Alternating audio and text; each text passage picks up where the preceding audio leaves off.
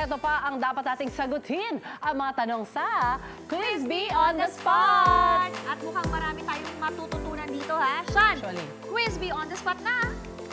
Try natin sagutan lahat. Go guys, go Sean!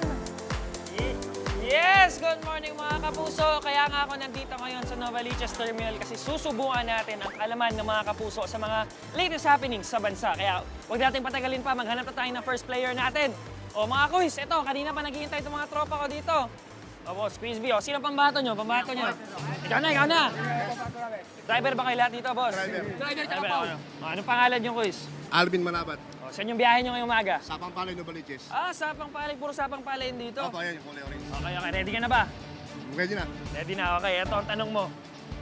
Ito ang pinakamataas na korte sa bansa. Tinatawag din itong SC. Ano ang ibig sabihin ng SC? All of justice. SC ko sa SC. SC.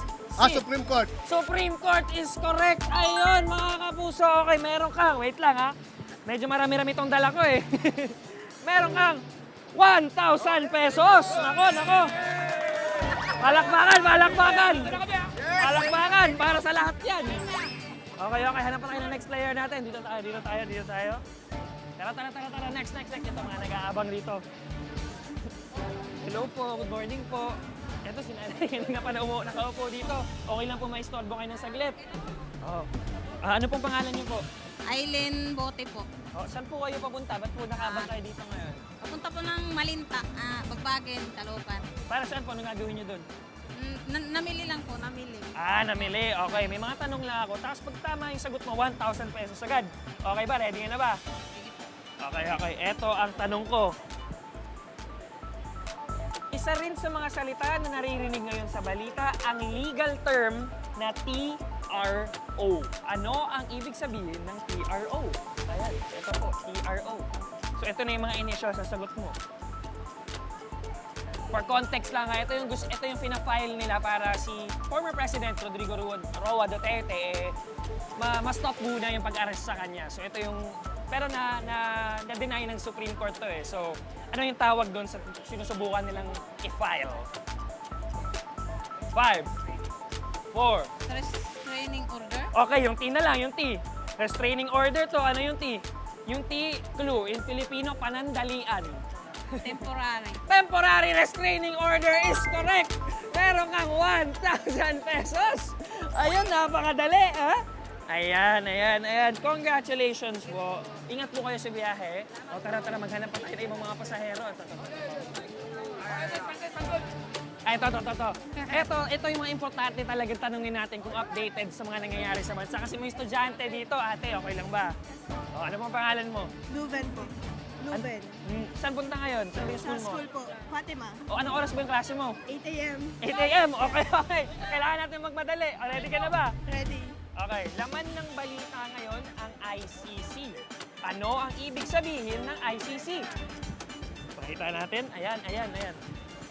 ICC. Ito yung international body na intergovernmental, no? Na ito yung nag-handle ng case ngayon ni former President Duterte. International. 5, 4, 3, 2, 1, siret! Okay lang yan. Ang tamang answer natin ay International Criminal Court. Ayun, meron kang 500 pesos. Ayan. Okay, thank you. Ingat sa biyahe, ingat sa school. Tara, maghanap pa tayo. Dito sa inyo, Koy. Meron pa, dito. Ikaw, Koy, kasama ka? Kasama ka? Ito. Koy, saan ang pangalan mo? Modelo Villaran sa SG.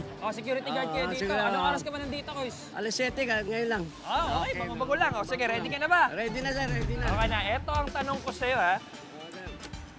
Ang International Criminal Court ay matatagpuan sa The Hague.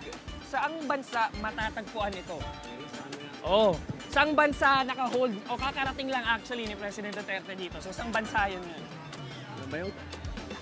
Colombia sir, Colombia. 4. Colombia. Hindi, mali. Okay, ano ba? 5, 4, 3, 2, 1. Nako, ang tama lang siya ay Yulan.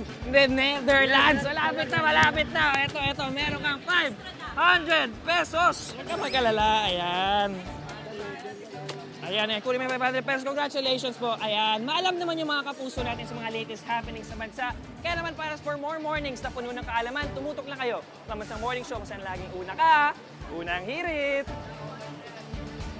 Wait! Wait!